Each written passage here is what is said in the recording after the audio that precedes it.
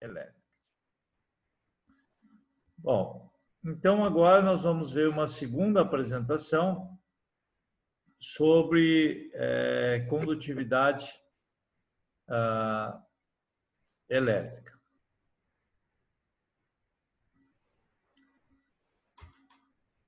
Só que eu preciso achar onde está a apresentação. Esse é o primeiro detalhe.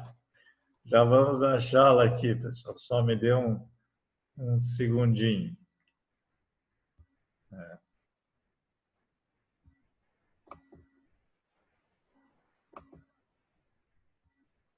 Ok. Muito bem, já solucionamos o problema técnico aqui, já achamos aonde ela estava.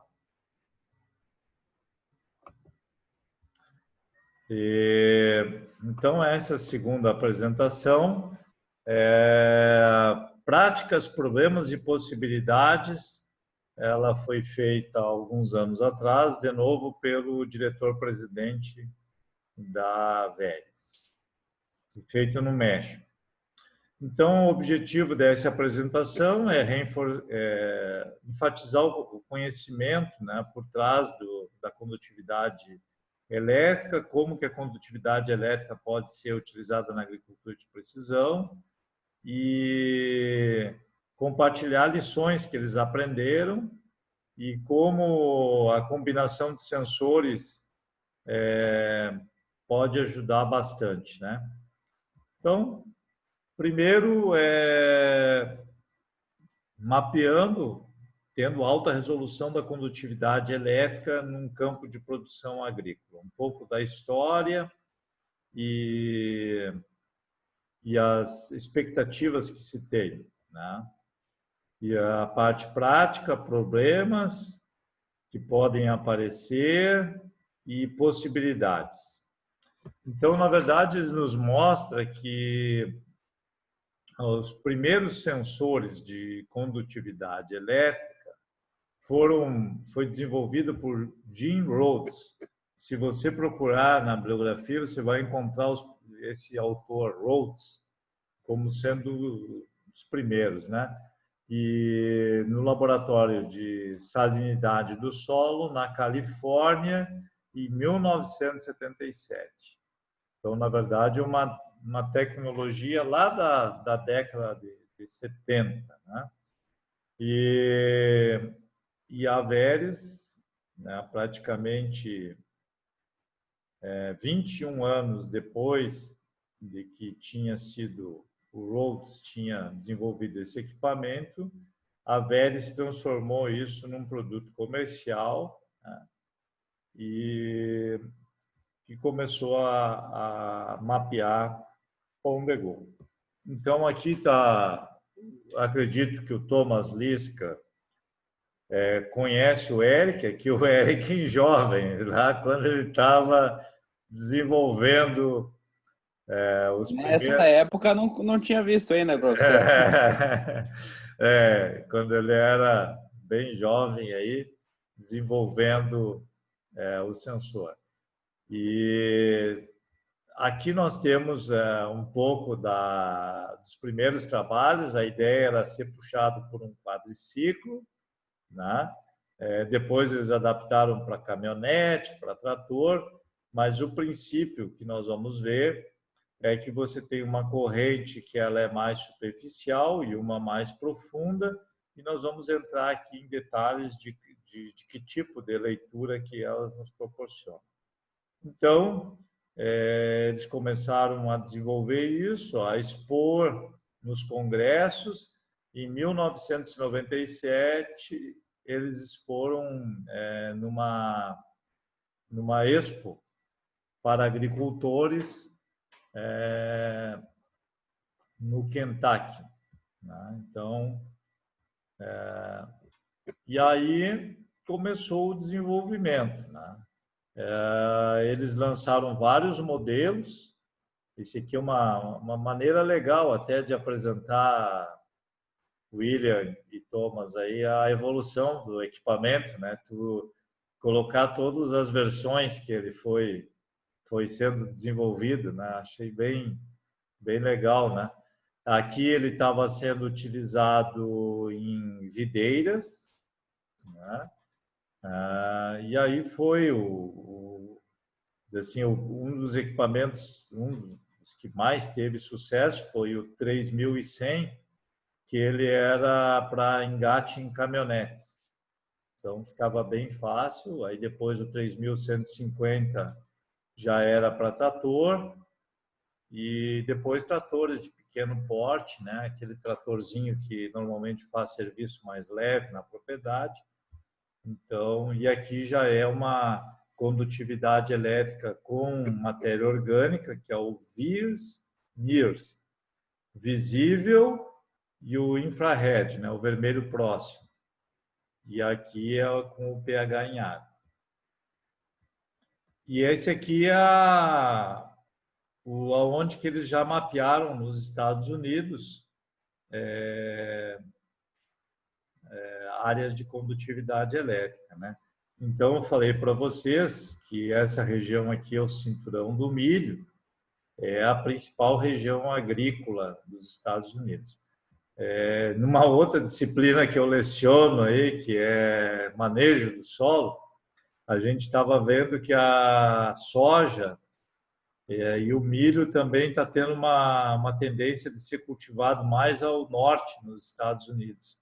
E isso está associado à mudança climática, que está ficando mais quente, e o pessoal está conseguindo, então, deslocar do centro para o norte.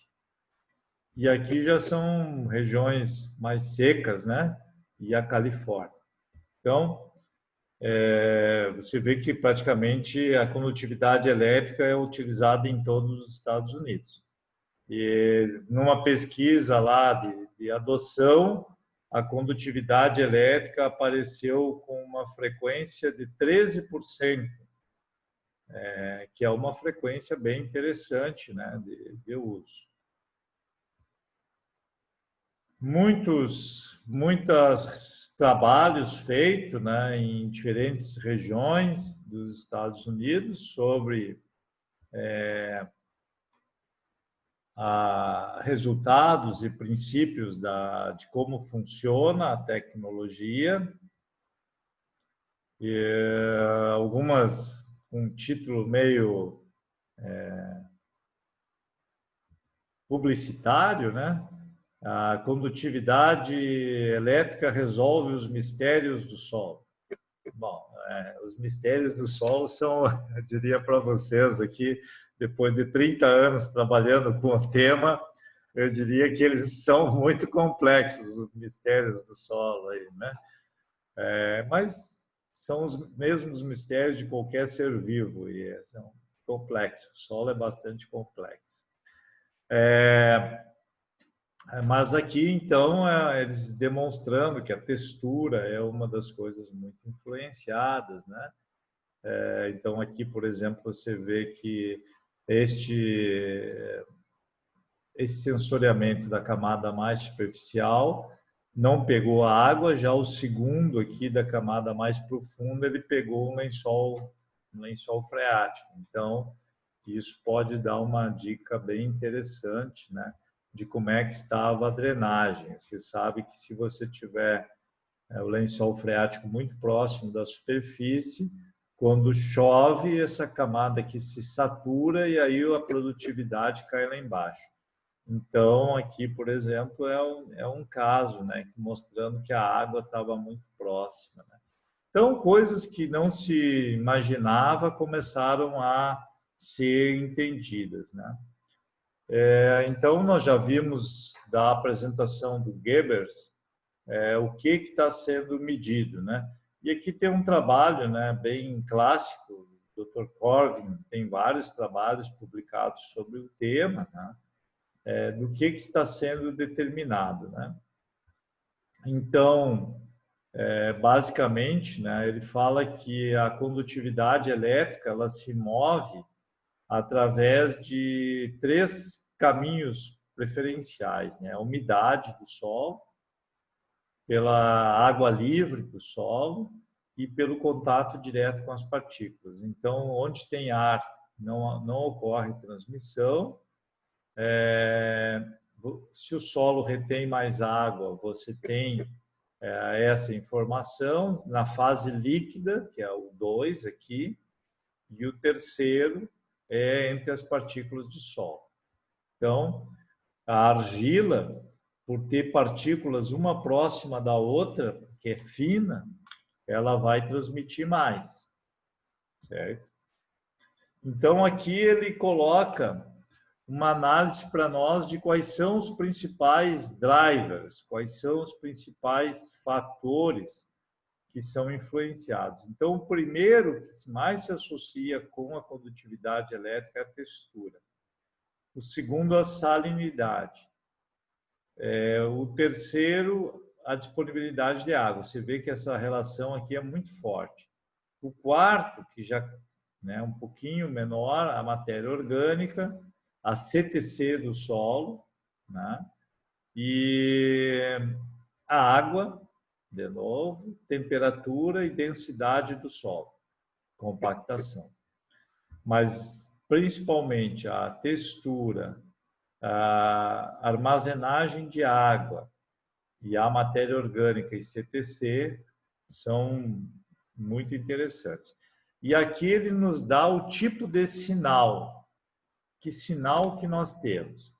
Se você tem argila, o sinal fica, né, dá um sinal de condutividade bastante elevado. Se você tem areia, este sinal é 100 vezes menor. Então, isso que eu queria mostrar para vocês, né? Como é que um sensor ele tem sucesso? Se o que ele está medindo, as coisas são muito díspares, de forma que o sensor tem pouca probabilidade de erro, né? Então, para a textura, o que ele está medindo entre areia e argila, o sinal é muito diferente. E aí fica fácil de você gerar um bom mapa. Então, a pergunta é, o que nós estamos medindo com a condutividade elétrica, né? E o interessante, isso também a Stara sabe disso, né, por ter feito, é que esses mapas de condutividade elétrica eles têm uma consistência temporal muito grande. Então, você vê que temporalmente os mapas se mantêm, né? Você tem essa área central aqui, que ela sempre apresenta baixa condutividade elétrica. Então, isso é uma característica muito interessante, né? Repetibilidade temporal. Ainda essa pergunta, né, do que estavam medindo, né? Então, aqui são os valores de leitura que estão sendo feitos.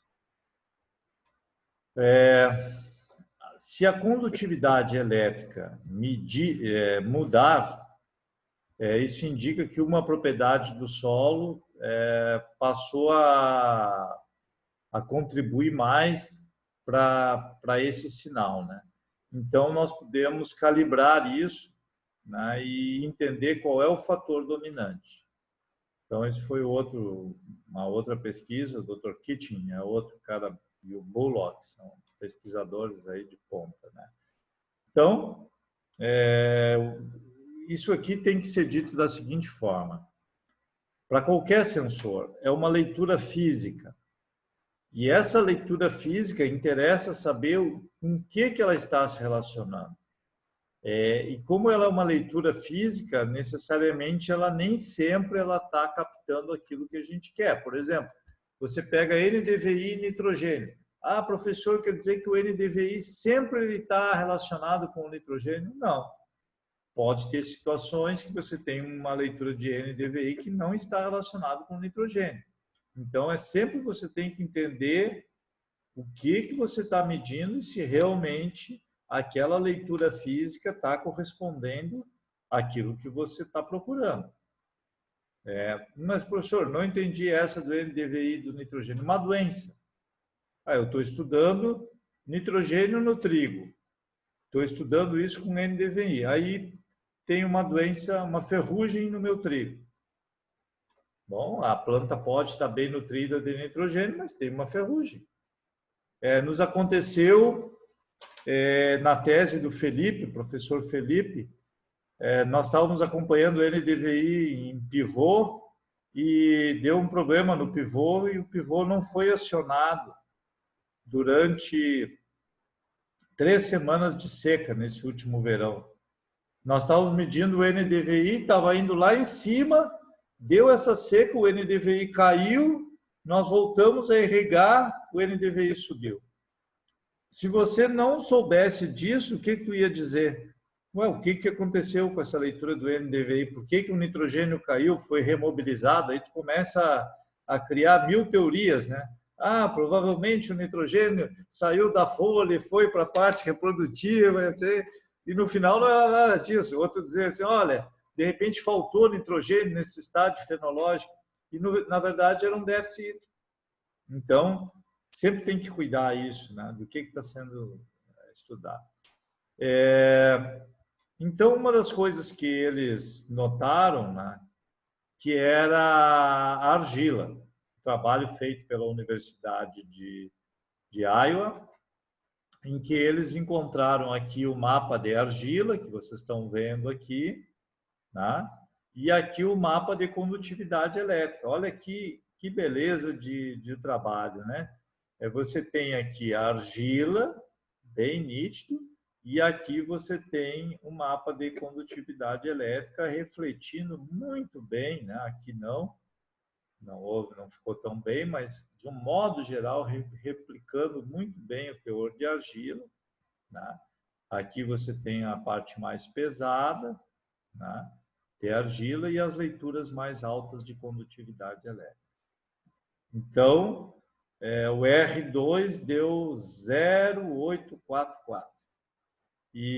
Mas o interessante aqui é que ele conseguiu pegar a argila em profundidade. É uma coisa assim que a gente não consegue com facilidade com a amostragem de solo. Então, aqui você tem a argila em profundidade, em centímetros, e essa relação. Então, e eles chegaram a estabelecer aqui classes, que isso aqui fica muito legal quando você consegue, Ayrton. Olha só, meu mouse aqui está meio perdido, mas se você tem uma condutividade elétrica de 23,2 a 32, corresponde a um teor de argila de 15. De 32 a 35 a 15,8 de argila. De 40 a 43 a 17 de argila. E de 51 a 65, 20. Olha, se eu tenho essa resolução espacial, dá para fazer muita coisa agronomicamente. Eu posso decidir, olha, a população de milho, quando eu tiver condutividade elétrica baixa, a população de milho vai ser baixa. Quando eu tiver condutividade elétrica, a população de milho vai ser alta. Então, eu posso definir muita coisa. Agora, já a Amanda vai fazer o contrário. Ela vai dizer assim, aonde eu tenho condutividade elétrica baixa, eu vou colocar mais água. Aonde eu tenho condutividade elétrica alta, eu vou diminuir a taxa de irrigação. Se o pivô que ela tem permite variar seção de volume de água a ser precipitado. Então, é muito importante você entender o sinal. Então, aqui ele está nos mostrando que esses discos centrais, eles vão captar a profundidade de 0 a 30. E esses discos mais afastados, agora não sei se não são esses aqui, mas vão pegar os mais profundos, 0 a 90. É isso mesmo, professor, só contribuindo, os mais próximos 0 a 30 e os distantes 0 a 90. Tá, eu só não entendi esse outro, os dois extremos aqui, mas tudo bem. É isso mesmo, o princípio é esse. Os mais próximos é 0 a 30 e os mais distantes 0 a 90. Obrigado, Lilian. Aqui nós temos o mapa de 0 a 30 e aqui o mapa de 0 a 90. Então, o que a gente tira daqui? que um deles só, talvez só o de 0 a 30 já poderia, porque o horizonte de solo ele é uniforme. Se eu tivesse aqui em Santa Maria, agora onde o William está atuando aí, na Depressão Central, tem muito solo que é argissolo, que à medida que você desce em profundidade aumenta o teor de argila. Isso lá no Planalto não é assim. Lá no Planalto você tem uma uniformidade de textura. Então, aí, provavelmente, a condutividade elétrica da camada de cima tivesse uma distinção maior da camada mais profunda. Então, aqui já foi o caso. Ó. Aqui já mudou. Ó. Aqui você tem a profundidade de 0 a 1 polegada, e de 0 a 3, aí já apareceu que aqui no subsolo tinha argila e em cima tinha um solo arenoso, que é o que acontece com o nosso argissolo. Então, você tem um aumento de argila em profundidade. E você vê que nessa aqui, na camada superficial, não pegou nada. Apareceu aqui um pouquinho, né? Mas não captou. E já a condutividade elétrica mais profunda pegou essa mancha. Por outro lado, aqui havia uma inversão, né?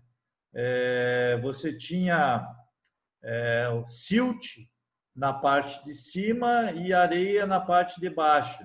Então, ele captou aqui o sinal do silt, mas não conseguiu captar o sinal da areia. E aqui ele já captou a areia em profundidade. E para mim, essa é uma coisa que nós não exploramos, viu, William, nem Thomas? Mas, assim, a gente tem muita preocupação de como é que está o subsolo, né? Porque o subsolo, muitas vezes, ele está compactado, ele está ácido, e a água para as plantas, ela depende muito do perfil. Então, essa amostragem mais profunda, até agora a gente não usou bem ela no Brasil ainda, mas tem um potencial muito grande. Está faltando um pouquinho de pesquisa para nós aí, mas eu tenho muito interesse em estudar isso mais a fundo. Como que a camada de 0 a 90 se relaciona com o uso da água pelas plantas. Algodão, milho safrinha. Olha, o potencial disso aí é muito grande. Então, aqui né, o que está dando essa diferença, né? Então, eu, quando preparei essa aula, eu li isso aqui e fiquei assim, o que o Eric Lund quis dizer aqui? Ele disse que, parafraseando o Mick Jagger, puxa vida, até o Mick Jagger aí, o homem trouxe, né? Com a condutividade elétrica, nem sempre você tem o que você quer, mas você tem, ao final do dia, alguma coisa que você possa usar, né? Ai, ai, ai. Então, foi uma frase aí que alguém usou. Bom, mas a grande informação que a condutividade elétrica nos dá é quando tem uma mudança abrupta de características do solo. Essa é a informação. E no momento que nós estamos hoje da agricultura de precisão, que a gente quer fazer taxa variável de população de plantas, essa informação ela é preciosa. Você saber que esse solo aqui é diferente daqui, que tu pode chegar até aqui e aqui tu tem que mudar a tua prescrição. Então, essa informação ela é preciosa. Então, depois você tem que saber o que está mudando, né? Tem que entender qual é a característica que estava variando. E aqui ele mostra, então, as relações que são muito interessantes, né? Você tem aqui, por exemplo, ó, o mapa de colheita de soja, e você tem aqui uma colheita de soja que foi abaixo de 30 sacos por hectare, nessa parte. E aí você vai estudar aqui o que tinha. Um excesso de argila. Puxa, tinha um excesso de argila aqui e a produtividade de soja foi baixa. O que pode ter sido? Seca e compactação, o sistema radicular não penetrou. Já o trigo não deu bola para isso. Então, a condutividade elétrica é uma informação, especialmente essa de profundidade, assim, que ela nós temos que entender se a condutividade elétrica ela está se relacionando com propriedades químicas do solo.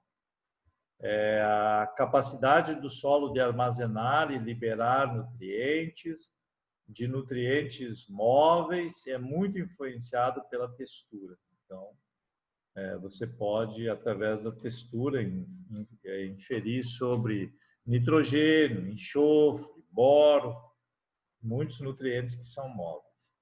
Então, aqui ele mostra alguns mapas, né? E mostra uma coisa assim que como o solo varia. O solo não segue linhas retas.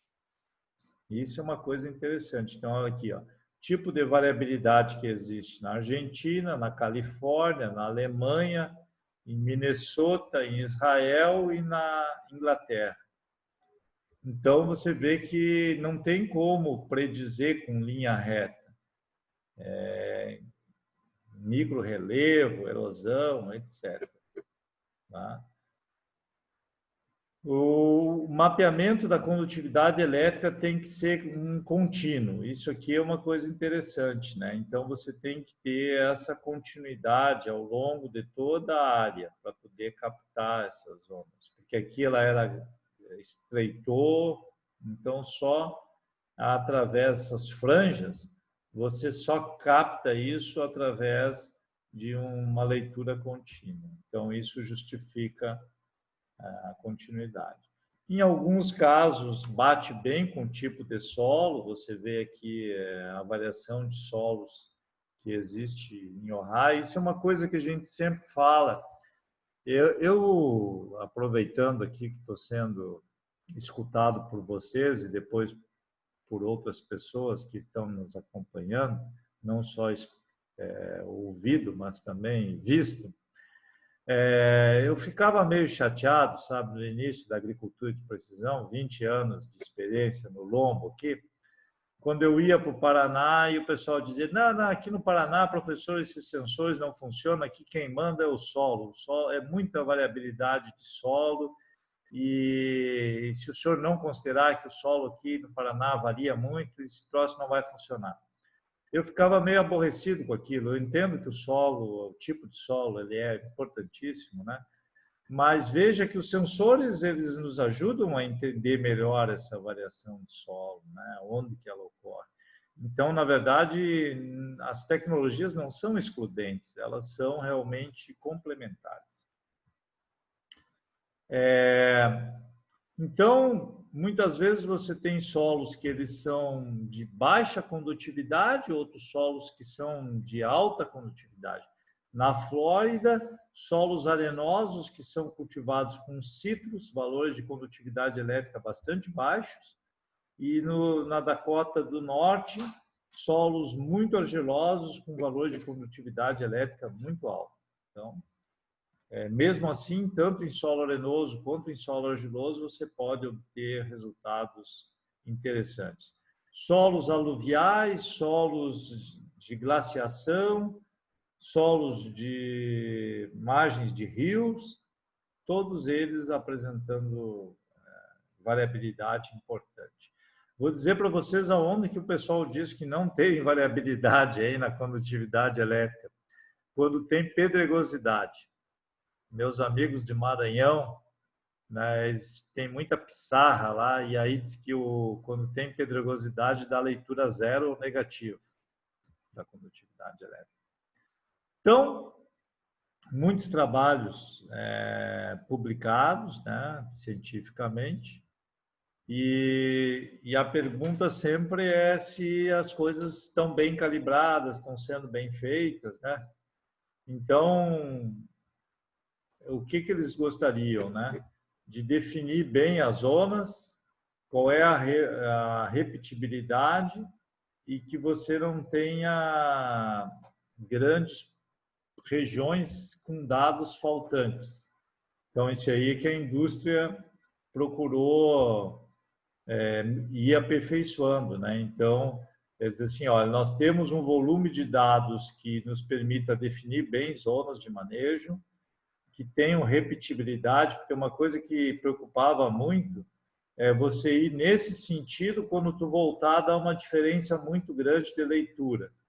Então, eles procuravam ver se tinha repetibilidade entre uma passagem e outra e que não tinha nenhuma zona com ausência de sinal. E aí, essa história da condutividade mais superficial e mais profunda, né? Que eu disse para vocês que nós ainda temos muito que aprender sobre isso, especialmente nesse cenário de construção de perfil profundo de enraizamento. Eu acho que tem um potencial bem interessante aí, não explorado. Uma coisa que eles dizem que às vezes o solo está muito seco, né? E então isso pode afetar, né? O Paulo Alba fez bastante trabalho sobre isso. Perdão aí, pessoal. Perda de sinal de GPS, né? Também pode afetar. E também, às vezes, dados errados, né? Então, bad data. Então, eles evoluíram bastante sobre isso, né? E aqui estão o que nos interessa, né? Aonde que a gente pode aplicar a condutividade elétrica para prescrever calcário, gesso, fósforo, potássio, outros nutrientes, para nitrogênio, para a população de milho, população de soja, diminuir a população nas áreas mais produtivas para evitar acamamento. Olha, interessante, né? Isso que nós estamos trabalhando atualmente, né?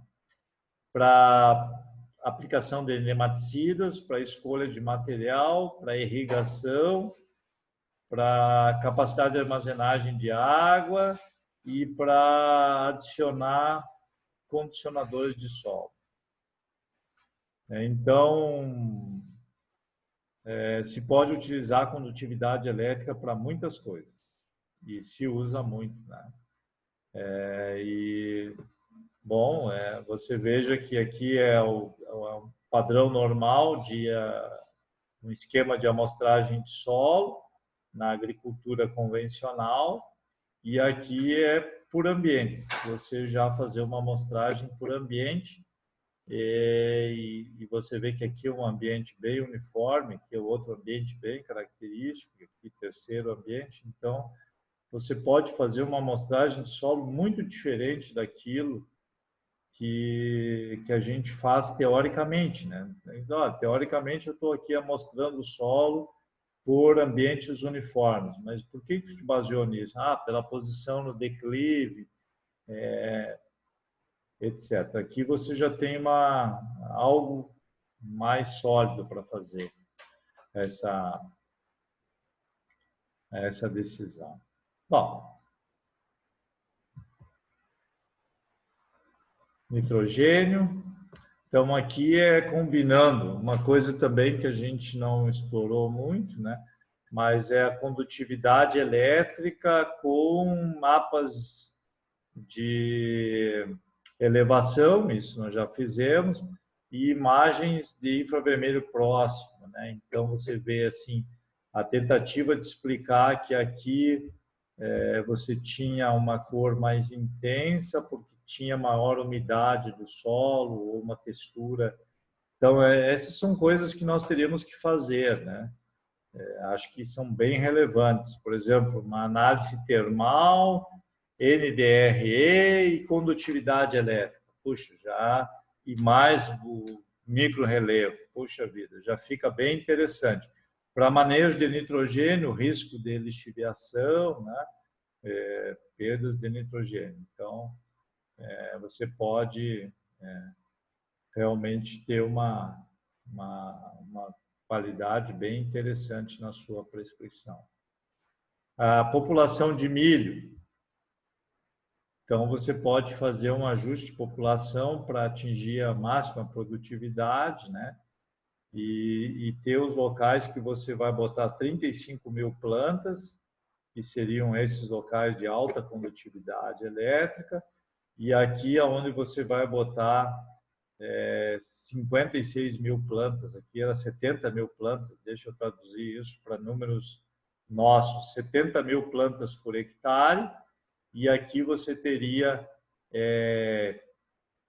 35 mil plantas por hectare, 36 mil plantas. Então, você pode gerar um mapa de prescrição de população baseado nos atributos de solo.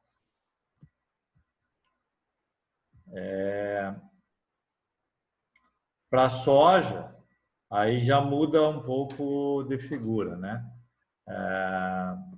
Maiores populações de soja são utilizadas em solos mais pobres e menor população em solos de baixada ou solos que tendem a produzir mais. Então, isso aí é bem interessante. Aqui o solo mais leve se utilizou a maior população, mais de 200 mil plantas por acre, 350, 400 mil plantas, população muito alta mesmo. E aqui no solo mais pesado e mais debaixado se usou uma população mais baixa. Então, o contrário do milho.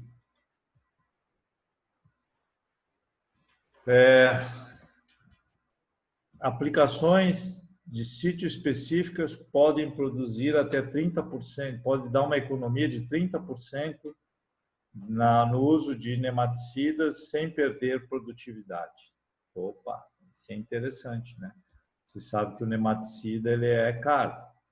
Então, a gente pode definir aqui que essa zona mais clara, condutividade elétrica menor, solo mais arenoso, vou utilizar mais o nematicida. E aqui em solo mais rico, matéria orgânica, eu vou usar uma dose menor, ou em alguns casos nem vou usar. Pode ser utilizado em fruticulturas também, para decisões a respeito de sobre esquemas de irrigação, baseado na capacidade de armazenagem de água do solo. Então, eu vejo que aqui eu tenho uma situação mais propensa à seca, então é uma irrigação mais frequente. A própria salinidade, que eu falei para vocês que é um problema em muitas regiões, né? E a parte agora, estou terminando, o Eric Lund está terminando, e eu estou comentando em cima da apresentação dele, né? Mas com todos os direitos autorais aí, ao Dr. Eric Lund.